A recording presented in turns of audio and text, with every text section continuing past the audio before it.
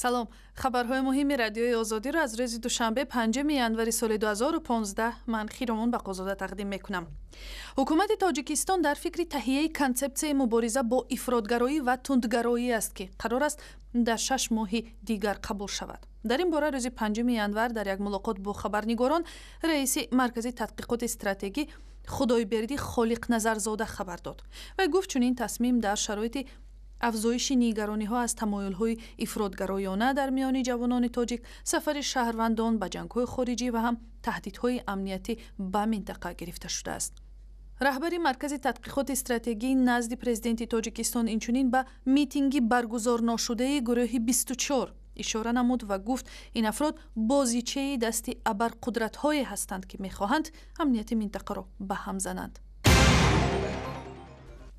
بحث اطراف مقام لیسی‌های ترکی در تاجیکستان هنوز انجام نشده است و مذاکرات بین حکومت و شرکت مالک شلاله ادامه دارد، گفت وزیر معارف نورالدین سعیدов در صحبت با خبرنگاران در دوشنبه. مهلت فعالیت لیسی‌های ترکی از روی شرطنامه 10 ساله اخیر سال 2013 به پایان رسیده است و از آن مدت تا امروز این مکتب‌ها کاری خود را در حالت نامعین ادامه می‌دهند. من طرفداری از نوتشکیلی این مؤسسه هستم. من طرفداری با شرکتی شلاله بستن قرارداد هستم، فقط قرارداد خیریه، نه زیاده از این. شرکت شلاله در شهرهای دوشنبه، قرغن‌تپه، ترسونزاده، کلوب و خوجند تاجیکستان 6 لیسه داشته، همچنین سرپرستی لیسه بین‌المللی دوشنبه را به عهده دارد.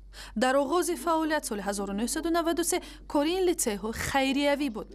بعداً نرخ تحصیل تا $1800 در یک سال بالا برده شد. فرمانده نیروهای سرحدی تاجیکستان اظهار باوری کرد که 4 مرزبان تاجیکی از جانب گروه‌های نامعلوم در افغانستان به اسارت گرفته شده به زودی آزاد می‌شوند. گنرال رجب علی رحمان علی در یک صحبت تلفنی به رادیوی آزادی گفت مقامات تاجیکستان مذاکرات همه‌جانبه را برای رهایی مرزبانان پیش میبرند. گنرال تاجیک خبری بعضی رسانه‌ها را که گویا جنگیان طالبان بر عوض سرحدبانان تاجیک $9 میلیون طلب کردند به اساس نامید.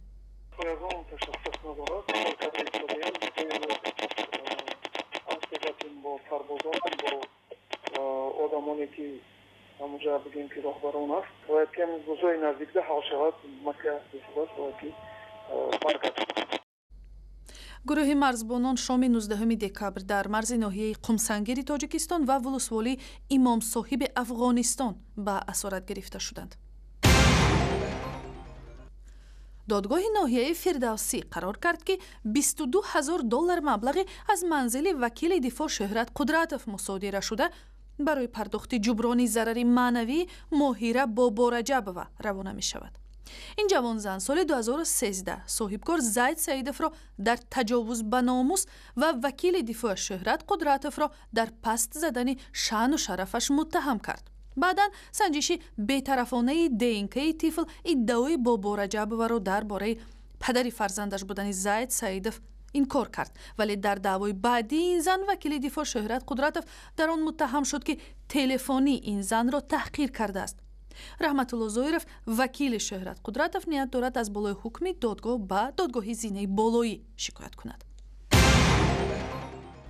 و برای دریافتی اخبار و ویدیوی بیشتر به سایت اینترنتی رادیوی آزادی، شبکه‌های اجتماعی فیسبوک، توییتر، یوتیوب و هم ضمیمه رادیو آزادی برای تلفن همراه مراجعه کنید.